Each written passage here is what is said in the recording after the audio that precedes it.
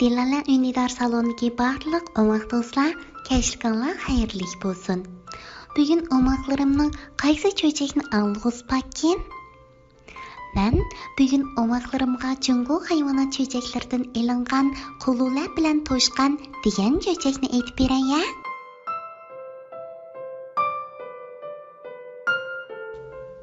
To'shqanning kayni puti uzun, oldi puti qisqa bo'lib, yo'l manganda taxlab mangadi ekan. Egizdan pastga tushish to'g'ri kelsa, beshini tutib olib do'malaydi ekan. U bu xil mengishni ahvolga qarab ish ko'rish deb ataydi ekan. Bir kuni to'shqon dingoqlab sakrab ko'lchak bo'yiga keldi. U suv ichmoqchi bo'lib, bo'ynini so'zganda suvda o'milab yurgan bir qulunini ko'ribdi. Uning dastlabda qulunining mengishi qiziq tuyulibdi. Keyin uningga qaravergan siri ochiqi kapdi. Shuning bilan u suvni ichmasdan qululiga: "Hey, sen tozim bir palokat naskansan. Mushundoq tamtirab mangsang, meningcha bir kunda bir g'irishmi manganmaysan. Sen nimishqa mushundoq sanab tasaysan? Badining texi dumaloqkan, beshingni tutib elib dumulashni bilmamsan. Hey, sening mengishing bekchimni siqadikan jimo." debdi. Qulula aldirmay, tinmay uningga: "To'shqon aka, men mushundoq palokat to'rilib tikanman. Ahvolga qarab ish ko'rishni bilmayman.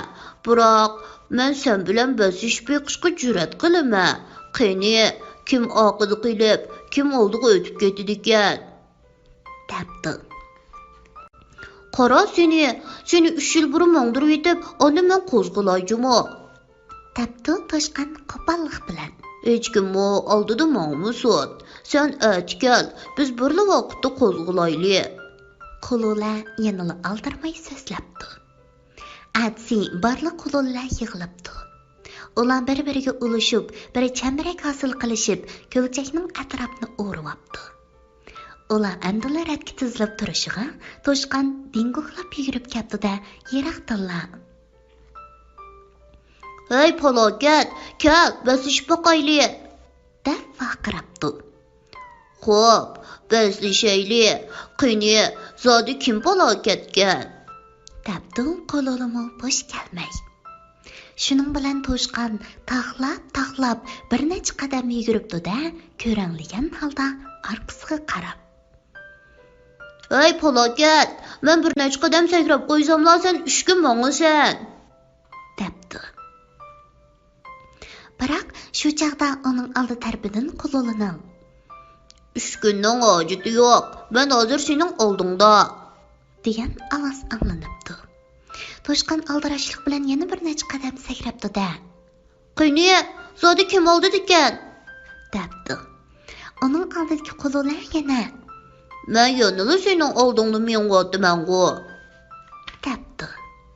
Shundoq qilib, to'shqan qululining ovoziga agishib, ko'lchakni aylanib yuguraveribdi. Charchab o'lay deb qopdi. Qululining ovozi yana uning oldida anglanib turibdi. Oxir amalsiz qolgan to'shqan ahvolga qarab ish ko'rib, beshini tutib olib do'malabdi. Lekin ko'lchak bo'yida do'malash do'ngdan tuanga do'milganga o'xshamaganlik uchun u birla do'malab ko'lchakka tushib ketibdi-da, suvga g'arq bo'lib o'lgili tas qopdi. "Janobiy to'shqon, qaysimiz palokatganmiz?" debdi qulula to'shqonga.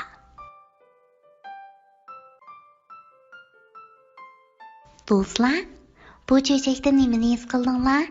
Sizlarcha to'shqonning qilgan to'g'rimi, xatomi? Bu savolni obdan o'ylab yiqinglar, ha? Men ishonaman, mening omoqlarim eng to'g'ri hukm qilalaydi. Kech bo'lib ketibdi do'stlar, hammasi bugun boldir uxlanglar, ha? Atimi shu vaqtda Dilala Ünidar salonida ko'rishaylik. Tatliq tushlar, sizlarga hamroh bo'lsin.